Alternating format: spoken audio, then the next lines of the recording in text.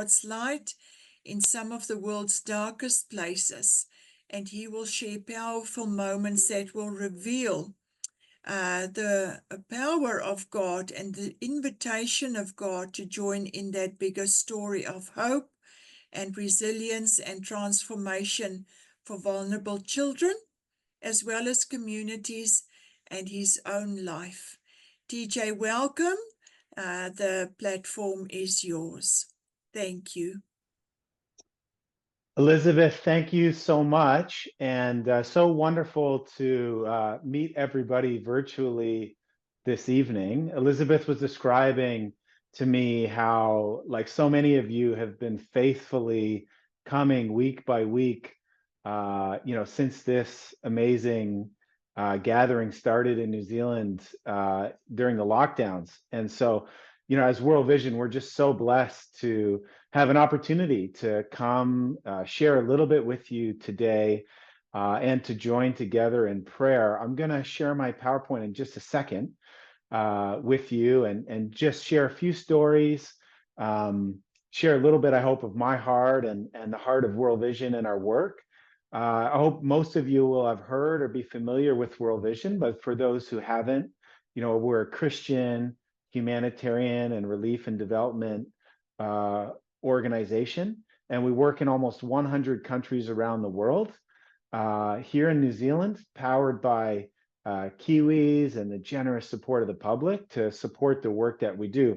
And if I'm a little bit tired, it's not you, it's me. I just really got back on Saturday afternoon from a couple of weeks traveling overseas, visiting some of the work that we're doing. And so I want to share some of those stories with you here in just a minute. So just as I get into it, and I'll just call it my PowerPoint, I want you to just reflect for a second yourself.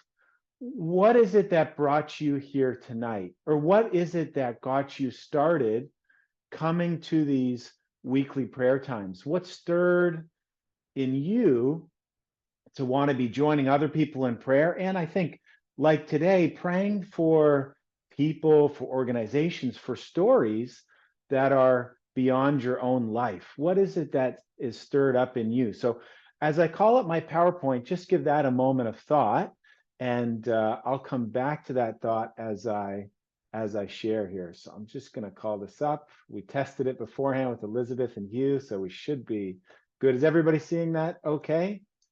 Yes, all good. Great. And so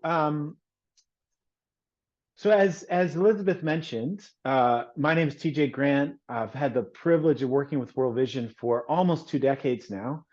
Canadian by origin, if you hear the accent, but have lived here in New Zealand with my family for just over 6 years.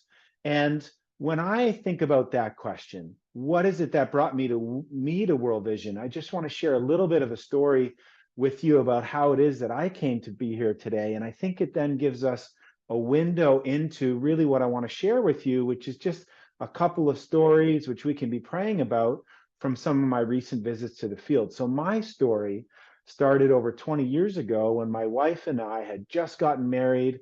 We'd finished university in Canada and we moved to Taiwan to teach English. So we were teaching English in Taiwan, having an adventure, just starting our lives together. And we were having fun. We were enjoying it. But a couple of months into our time in Taiwan, we realized that something was missing. We felt like we were missing a little something in our life, and we both had the same stirring. So one evening we prayed. We said, God, if you will open a door for us here in Taiwan to do something, to get involved in some way, then we will walk through it. Well, the very next day, we were tutoring English at a doctor's house, and they had a Filipino maid we'd never met before, a lovely lady. And after our conversation, she gave us a piece of paper with 2 names and a phone number on them. And it turned out that those people were Ted and Bev Skiles, some of the most Mother Teresa people I've ever met in my life. They were Christian missionaries from America who'd moved to Taiwan 30 years before and had opened up an orphanage. So they'd opened up this orphanage and they had about 30 kids, ages 6 to 18, who was now their family that they were taking care of with some other local volunteers. And at any one time, they would have 5 to 8 babies that would get left on their doorstep or would find their way to their orphanage. that they would look to get adopted to loving homes. And so what worked out is my wife and I went to visit the orphanage, and every Thursday evening we would go and take care of the babies. And for the first time in a decade, Ted and Bev would get to have a break and maybe go into town and go on a little date or something. And so we were taking care of these babies, and it was a really good experience, and I really enjoyed it. Here's a picture of young me. You might recognize, no beard at this point. And I can remember, though, that while I enjoyed it at first, after 2 years, I remember looking down at one of these little babies, much like this picture. And I remember having this realization that these times at the orphanage on these Thursday evenings had become the most important part of my week. They were the most important thing I was doing. And I thought, why? This baby's never going to remember my name. They were never going to know I was here. Why had these Thursday evenings become so important to me? And what I realized, and I wonder if this maybe might connect a little bit with your own story, is that God had stirred something in me and given me a glimpse of a bigger story, a story outside of my own, a story that he was telling for the world, one of redemption, one of bringing light to dark and challenging places. And it was a story that he was inviting me into. And, maybe I thought at the time, and through God working in me, he was sharing a little bit of his light, his love with these little babies in Taiwan. And, that experience really started my journey with World Vision. And, just last week and the week before, I was in Bangladesh and I was visiting some of our work. And, that calling, that stirring, it led me to what I do today. And so last week I was in Bangladesh and I was visiting one of the biggest refugee camps in the world. It's a place called Cox's Bazar, and over 1 million Rohingya refugees had fled the conflict and war in Myanmar, are staying in these refugee camps in Cox's Bazar, and they're essentially trapped there because they don't have citizenship or even refugee legal status. They are not allowed to work. They are not allowed to receive a formal education. So they're completely reliant on humanitarian aid, but many of them have been trapped there for 6 or 7 or 8 years. And so it's a really difficult place. It's dirty, it's chaotic, it's one of the most densely packed places on the planet. And so you can imagine if you're a young child growing up in that kind of environment. Well, one of the things that World Vision's doing there, along with providing food assistance and support, is we create what we call child-friendly spaces. These are places for children to come where they can be safe, where they can connect with loving support, and where they can just be children and have a chance to connect. And so on this visit, I had a chance to connect with some of these children. You can see them here. And I don't know if you had this game growing up for some of you folks, but they were playing snakes and ladders. You know that game, snakes and ladders, where you roll the dice and you go up the ladders and down the snakes.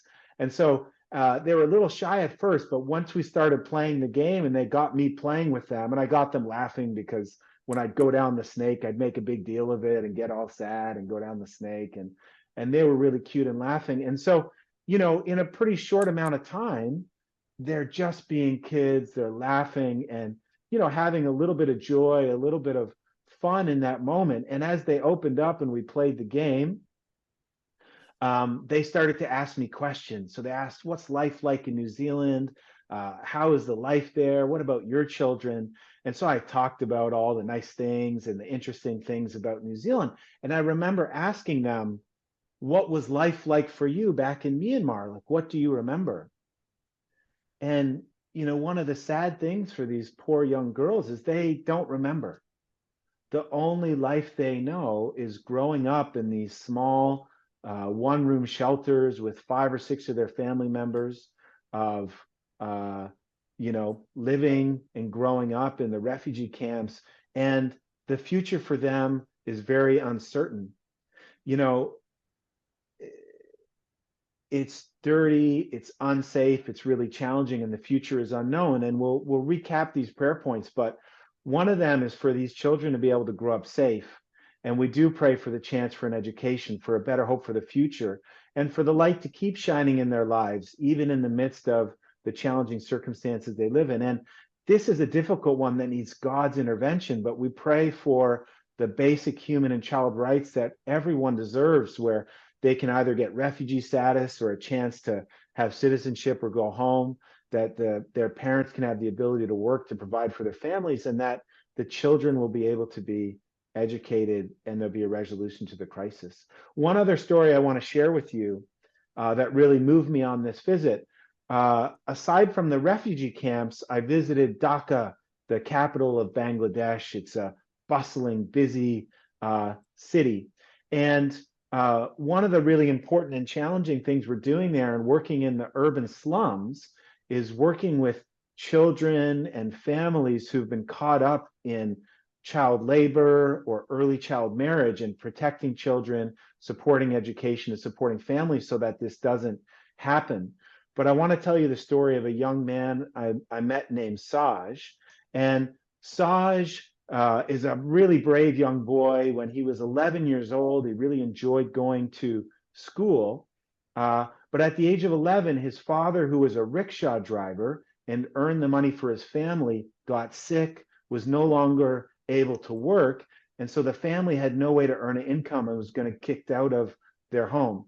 And so Saj described to me how he needed to man up, in his words, as an 11-year-old and go to find work for the family.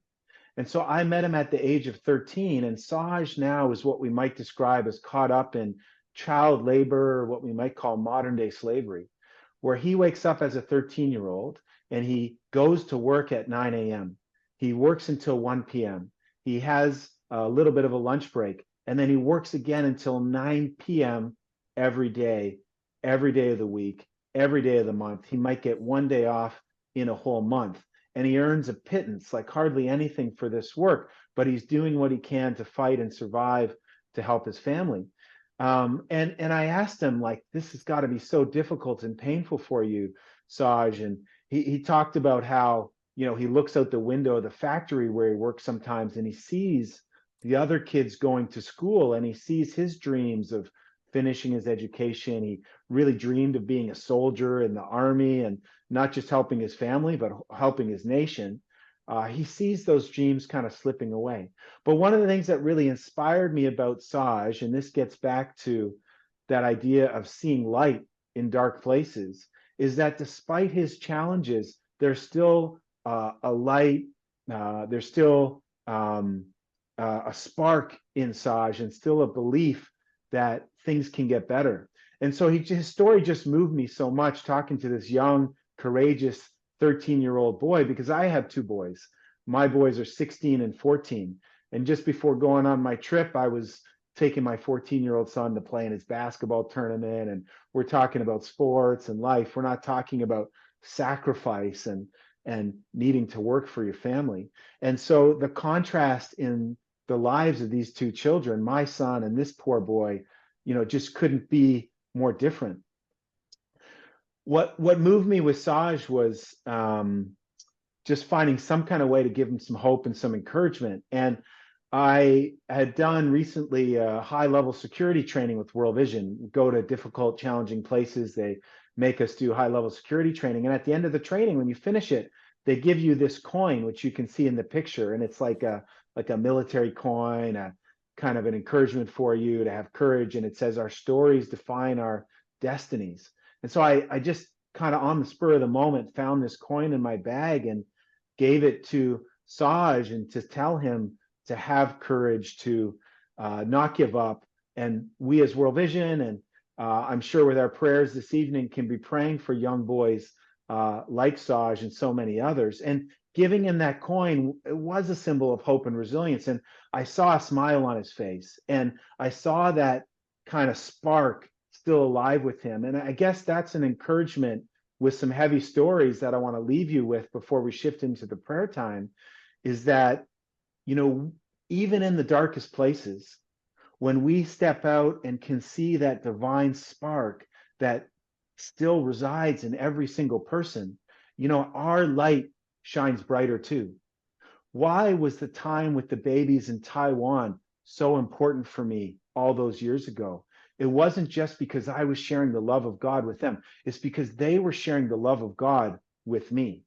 Whatever you do for the least of these brothers or sisters of mine, you do for me. Jesus' own words, as you know, in Matthew 25.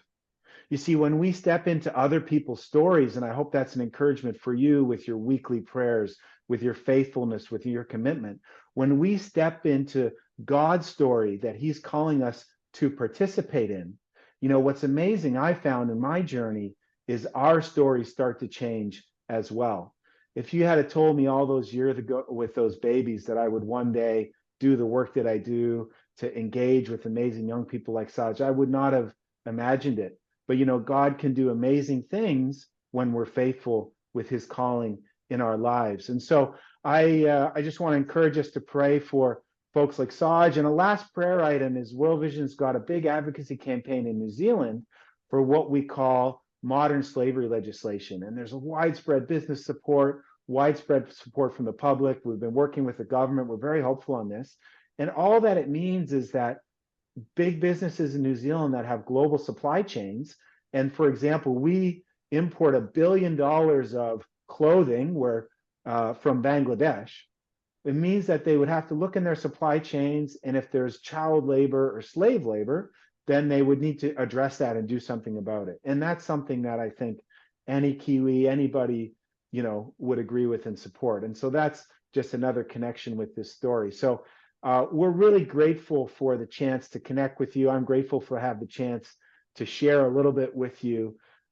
You can see the prayer items here that I mentioned, the Rohingya refugee children, an end to the crisis for children like Saj facing exploitation, for modern slavery, and lastly, just for the amazing supporters and communities like this one that partner with World Vision that make our work possible. And so lifting that up together, and World Vision's mission to reflect God's love and light for those that need it the most.